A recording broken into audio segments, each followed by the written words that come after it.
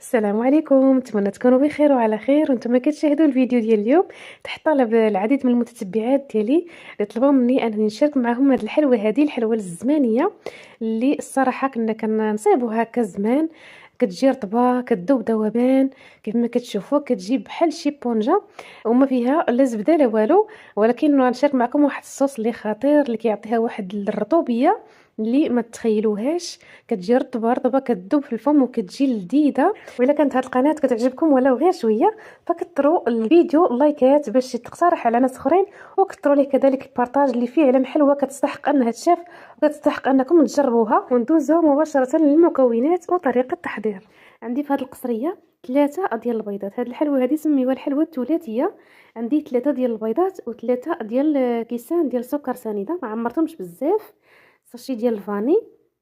غادي نخدم هاد البيض هذا مع السنيده، واحد القبيصه ديال الملحه غادي نخدمهم مزيان مزيان مزيان كيف ما غادي تشوفوا. تبارك الله كتخرج لنا كميه اللي وفيره. وإلا بغيتو يعني نصف المقادير، فبامكانكم تنقصوا، يعني ديروا نصف المقادير. غادي نكتبهم لكم في صندوق الوصف اللي بغات تجرب يعني غير نصف الكميه. وإلا كنتو جداد أول مرة كتشوفوا قناتي، مرحبا وألف مرحبا. اشتركوا وفعلوا الجرس باش توصلوا بكل جديد ديالي. وما تنساوش لايك للفيديو إلا عجبكم الفيديو. بطبيعة الحال كثروا ليه اللايكات باش الفيديو تقترح على ناس اخرين. صافي هنا من بعد ما خدمت البيض مزيان كيف ما كتشوفوا، من الاحسن تكون سنيده هكا رقيقه. انا عندي سنيده رقيقه صراحه، كتعاون ما كتبقاش هكا باينه. صافي هنا غادي نضيف 3 ديال الكيسان ديال الزيت. كما قلت لكم هاد الحلوه راه ثلاثي، يعني ثلاثه من الحاجه. والكيسان، انا ما عمرتش هاد الكاس عندي ديال العنبه، لا السنيده ولا الزيت، يعني ما عمرتهمش يعني حتى الفم. وانتم عبروا بالكاس اللي كتفضلوا، عبروا شي كاس صغير او الكاس العنبه داك اللي رقيق. انا عندي هاد الكاس ديال العنبه داك اللي غليظ، راه كاينين فيه جوج نواع. صافي كنخدم كذلك الزيت، كنخدمو مزيان حتى كيولي الخليط ديالي بحال شي بوماد.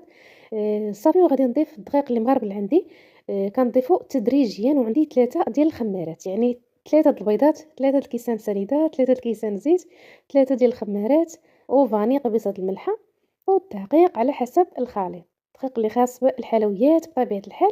صافي كنخدمها جيدا شويه بشويه، يعني بالتدريج، حتى كنتحصل على واحد العجينه اللي كتكون رطبه كيف ما غادي تشوفوا معايا في الفيديو. وكيكون داك الملمس ديالها ناعم. هاد العجينه كتجي ساهله وما كاين مسهل من هاد العجينه هادي اولا من هاد الحلوه هادي. ما فيهاش تماره، ما فيهاش العذاب الصراحه، وكتخرج واحد الكميه اللي لا باس بها، وكتقام علينا رخيصه مقارنه مع اللي كنشريو. فتبارك الله كتخرج تقريبا شي 3 كيلو ديال الحلوى. صافي من هنا من بعد ما جمعتها كيف ما كتشوفوا راه العجينه ديالتي رطبه، يعني ما تخليوهاش خفيفه وما تقصحوهاش. العجينه كتكون رطبه بهذا الشكل هذا. صافي هنا جبت اللاطه ديالتي، فرشت ليها ورق طبخ صراحه دهنته. بعض المرات كنخرج فيه هكا كيلصق، دهنته بشويه ديال الزيت، وغطيت العجينه ديالتي بالسلوفان باش ما كتنشفش. صافي وكنكورو نحطو ما كاين مسهل من هاد الحلوه هادي. وانتوما عينكم ميزانكم ديروها على الشكل اللي كتبغيو. انا صراحه درت هكا شكل متوسط، ماشي شكل صغير. هاد الحلوه كتبغي شويه تجي هكا كبيبره وعاطيه للعين، ماشي صغيره عاوتاني بزاف. راه مازال غادي تنفخ في الفران لان فيها الخمارات. وما تقولوش راه 3 د الخمارات يعني راه بزاف، راه كيجي الحجم ديالها هو هذاك. غير حاولوا تبعدوا ما بين الحبات. هانتوما تبارك الله راه طاوه كبيره وطاوه متوسطه، وعاد باقي لي هنا العجينه. والطياب ديالها عادي بحال ايتها حلوه. كتدخلوها الفران سخون وكتنقصوا ليه العافيه وكتخليوها طيب على خاطرها. بالنسبه لي انا الفران ديال الكاس، فكنديرها في الفوق حتى كطيب. صافي كنهبطها تحمر بهذا الشكل هذا، يعني كيذهب اللون ديالها، كطيب هكا مزيان من التحت ومن الفوق بهذا الشكل هذا. صافي تبارك الله راه كتخرج الخير والبركه. وكتجي ما نعاودش لكم حتى تجربوا. كنتمنى منكم تجربوا هذه الحلوه هذه كيف ما سبق لكم وجربتوا الحلوه اللي شاركت معكم ديال الريشموند بالشكلاط حتى هي او بلا زبده. فكنشكركم بزاف بزاف على الثقه ديالكم في القناه. وهنا غادي ندوزو للمرحله الاهم. هذا الصوص هذا اللي كيعطيها ديك الرطوبيه والهشاشه لهاد الحلوه هذه. عندي نص لتر ديال الحليب، وعندي معلقه ونص ديال الكاكاو المر، وجوج باكيات ديال الكاكاو الحلو. انا استعملت هنا الكوبيل، راه يعني 5 دراهم الوحده. صافي غادي نخلط كلشي مزيان هنا على البارد، غنخلط مزيان حتى كينسجموا ليا العناصر، وكنديه على البوطه يغلى ويعاود حتى كنحسوا به هكا انسجم وتقال داك الخليط. ما كتخليوش بزاف عاوتاني حتى كينشف لكم، غير يغلى ويعاود واحد جوج غليات صافي. هذا هو القوام ديالو، راه كيختار بهذا الشكل هذا.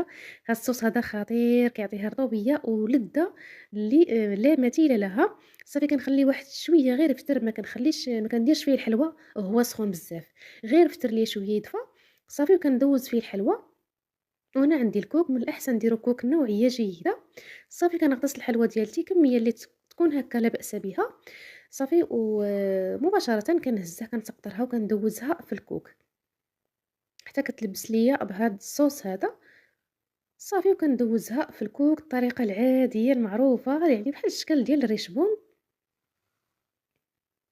راه سبق ليا شاركت معكم في الفيديو السابق حلوى ديال الريشبون بالشكلاط وعجباتكم بزاف بزاف، فكنتمنى ترجعوا للفيديو اللي باقي ما شافوش. حتى هي كتجي رطبه وكتجي حتى هي بلا زبده. صراحه انا كنبغي بحال هاد الحلويات هادو البلديين الزمانيين اللي كيجيو هكا لذاذين في المذاق. شكون بحالي يكتبها في التعاليق؟ ريشبون فقاس غريبه، يعني الحلوى ديال زمان. صافي هنا كندوزها هكا في الكوك بهذا الشكل هذا، وكنستمر حتى كنسالي الكميه ديالتي كامله. دابا مع الجو بارد، الا حسيتوا بداك الخليط ديالكم هكا عقاد دفيوه شويه على البوطه وكملوا الخدمه ديالتكم عادي. غير هي هاد الحلوه هذه كنصيحه احتفظوا بها في الثلاجه، مع فيها هكا الصوص فيه الحليب، فاحتفظوا بها في الثلاجه باش كتصبر لكم مده طويله. خليوها هكا غير شي بواطه صغيره باش تاكلوها، والشي الاخر ديروه في الثلاجه. وفيما بغيتو تجبدوا منها فجبدوه على تيساح باش كتطلق كتبقى محافظه على ديك الرطوبيه ديالتها، خصوصا الا كان الجو سخون فضروري من الثلاجه. وهنا من بعد ما ساليت بقاو لي هنا غير شي حبات، 4 ديال الحبات. صافي ساليت الكميه ديالتي كامله تبارك الله، راك تعطي الخير والبركه. وهنا غادي نشارك معكم القوام ديالها كيف ما شاركت معكم في اول فيديو. غادي نعاود يعني نشاركها معكم. الصراحه راه واحد الرطوبيه وواحد الهشاشه، راه ما يمكنش، راه بحال ميريندينا اولا بحال شي مادلين.